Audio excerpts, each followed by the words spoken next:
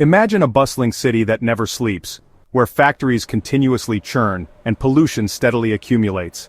This city resembles a cancer cell, hyperactive, voracious for nutrients, and constantly generating waste products, including harmful molecules known as reactive oxygen species, ROS. These molecules are unstable and can damage cells, much like pollution damages a city. Cancer cells, surprisingly, embrace these molecules because they help fuel their rapid growth. But there's another player in this busy cellular city, iron. Iron, while essential to many normal bodily functions, behaves like a double-edged sword. Unlike healthy cells, cancer cells are greedy. They accumulate vast amounts of iron, much more than their normal counterparts. However, this iron can lead to trouble. In fact, having too much iron makes cancer cells vulnerable to a particular kind of self-destruction called ferroptosis, a form of cell death triggered by excessive iron-driven oxidative stress. Researchers have noticed this weakness and are exploring ingenious ways to exploit it. For example, using a technology called non-thermal plasma, scientists can break down ferritin, the protein that safely stores iron, in cancer cells, releasing more free iron. This free iron generates toxic molecules that rip apart cancer cell membranes, leading to ferroptosis. Another promising compound, FINO2, directly interacts with iron to cause harmful oxidation, pushing cancer cells further toward ferroptosis. Researchers also found that certain genes, when silenced, reduce a cancer cell's ability to export iron, effectively trapping it inside the cell and hastening its demise. In lung cancers, suppressing an enzyme called NFS1, vital for iron balance, pushes cancer cells toward starvation of usable iron. Desperate, these cells accumulate more iron and fatally trigger ferroptosis. Interestingly, certain natural compounds are potent ferroptosis inducers. Selenomycin, for example, traps iron inside specialized structures called lysosomes, causing these tiny storage bins to burst, effectively killing stubborn cancer stem cells. Likewise, with afrin A derived from traditional medicinal herbs, disrupts antioxidant defenses and indirectly increases free iron within neuroblastoma cancer cells, forcing them into ferroptosis.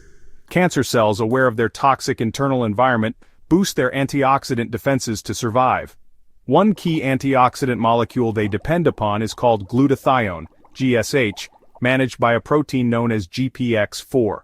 Inhibiting GPX4 is proving to be a strategic move because cancer cells that have undergone a process called epithelial to mesenchymal transition, EMT, which makes them resistant to many conventional treatments, are especially dependent on GPX4.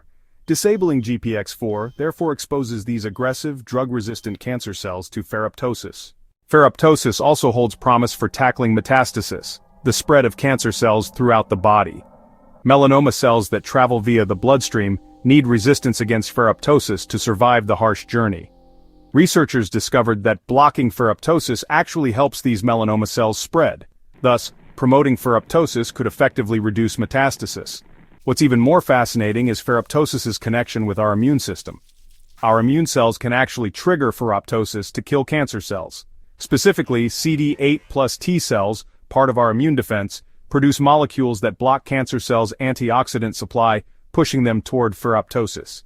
Enhancing ferroptosis alongside immunotherapy may prove especially effective, making tumors more vulnerable to our body's natural defenses.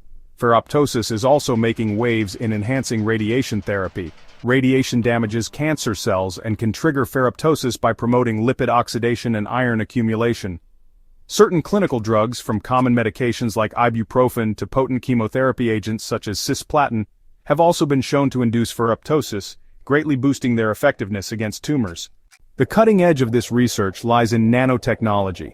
Tiny nanoparticles, smaller than the width of a human hair, are now designed specifically to induce ferroptosis within tumors. These nanoparticles deliver iron, disrupt antioxidants, and even harness light to initiate ferroptosis. This approach has already demonstrated exciting results in animal models. Although much of this research is still in early stages, ferroptosis presents a groundbreaking strategy in cancer treatment.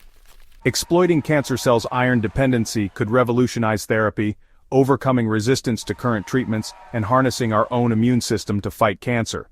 In this new chapter of cancer therapy, ferroptosis might become a powerful tool, finally tipping the scales in humanity's favor in our long battle against cancer.